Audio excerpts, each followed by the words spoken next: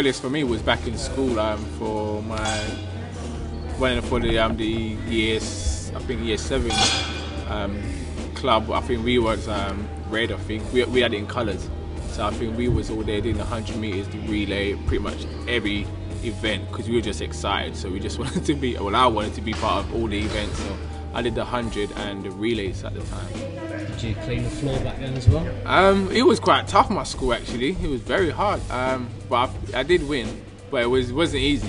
But I realised, you know, these guys were going very fast, and some of the guys, I haven't spoken to them for years, but you know, they still think they can beat me now. But whatever. I think my first athletics memory was watching the national championships in Birmingham. I think it was the Olympic trials they had there. They have the championships there every year while I was a kid. So my mum used to take me down to the track and watch that. Got inspired just by watching kind of the best people in Britain doing it, and just got drawn into the high jump and the drama of it. And I don't think you often get a sense of the drama of it by watching it on TV, because they'll just kind of show the odd jump here and there. But going to watch it live was just great for me. And then got taken down to my local track by my parents and just had to go every event possible, and eventually kind of got drawn towards high jump more, being a lanky freak that I am.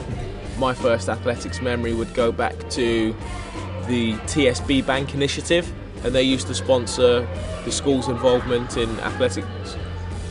It would be doing the high jump at Northampton Stadium and getting the school's record.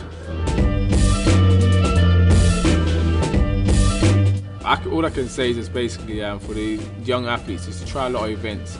You never know, you might not be a track athlete, you might be a long jumper for all I know. But if you're going to do 400s and stuff like that, you just have to be patient and have time, you know, to make sure you grow into the event, and don't expect a lot of things a lot early on, because it's a long process. It's not a track meet, it's a marathon. So you have to make sure it's a long process. It's not just one run. It's a long process, so be ready for the highs and lows, and make sure you're ready for the competition that's coming your way.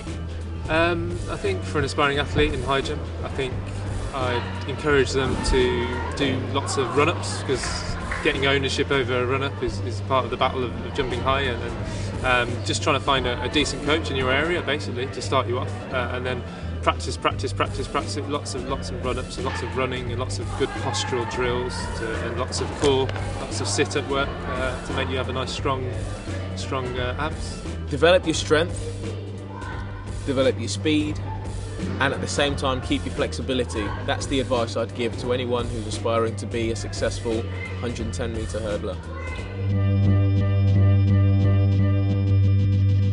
Easy, because it's the best event out there. Obviously, it's just quarter mile. You know, it's the furthest one. It's like a NASCAR quarter mile. You got 8 guys going far. They're gonna get tired. They're gonna go out far. They're gonna get nervous. It's not just over in 10 seconds or 9, whatever. And it's just gonna be a lot of competitive in the home straight, when they see the guys are trying to dive for the line and they're hoping that they're gonna win the medal, and they might trip or whatever. But it's the most exciting one. We all know that. Yeah, I think people should come watch the high jump, because as I said, if you watch it live, it's such a great drama to it, and it's very hard to tell who's going to win the competition until it's over, because it's, you know, you could be 10 centimetres over the bar and not clip it off with your heels, you know, and people could scrape over it, wobble it, and it'll stay on. And it's just who kind of nails it on the day, the technique and their run up and everything, and who gets it right on the day.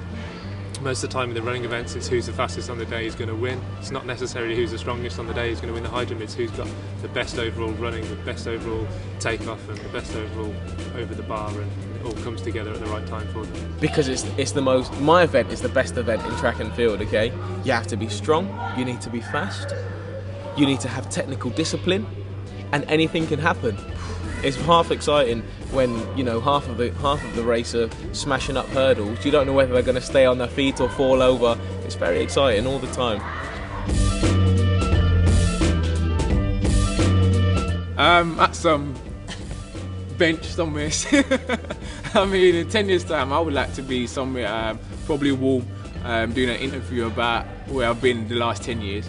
But just probably coaching somewhere and giving back to athletics, or just track and field, or anything to do with sport, just to try and give back a little bit I've been taught and what I've been learning. 10 years time, hopefully I'll be on a beach somewhere sipping a cocktail with a lovely lady by my side. But probably I'll be in Birmingham on a smelly sofa, drinking tea, sat next to my lovely girlfriend, who I'll probably be married to, with a couple of dogs and a cat and a parrot. Good question. In 10 years' time, it's a hard one to call, really, because I'm taking each day as it comes, each year as it comes, each few months as it comes. I'm not taking each decade as it comes.